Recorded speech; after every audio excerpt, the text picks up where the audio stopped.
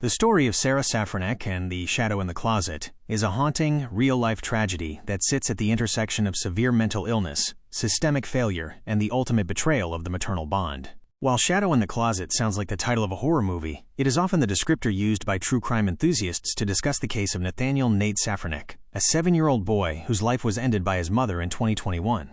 The fragile household, Sarah Safranek, lived in Oregon, Illinois with her son Nate. To those on the outside, Sarah was a woman struggling with significant health issues, both physical and mental.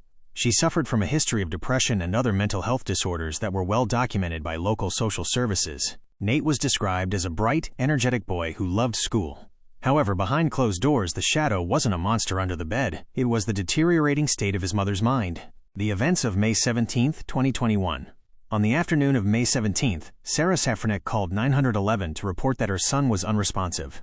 When emergency responders arrived at the home, they found Nate in his bed. He was not breathing, and his body was cold. Despite frantic efforts by paramedics, Nate was pronounced dead at a local hospital. The initial scene was suspicious.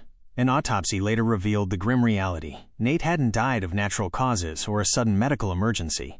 He had been suffocated. Investigators began to piece together a timeline that suggested Sarah had killed her son and then waited a significant amount of time before calling for help.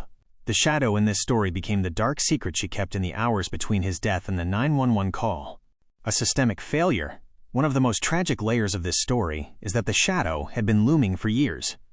It was revealed that the Department of Children and Family Services, DCFS, had visited the Safranek home multiple times. Reports of neglect and concerns about Sarah's mental stability had been filed over the years. Just months before Nate's death, the case had been, quote, with the state determining that the home was safe enough for the boy to remain. The public outcry was massive. The story became a symbol of how children can fall through the cracks of a bureaucratic system meant to protect them. The legal conclusion. Sarah Safranek was charged with first-degree murder and aggravated battery to a child. The legal proceedings lasted nearly 3 years as her defense team raised questions about her fitness to stand trial due to her mental health. The plea. In 2024, Sarah Safranek pleaded guilty to the murder of her son. The sentence. She was sentenced to 40 years in prison.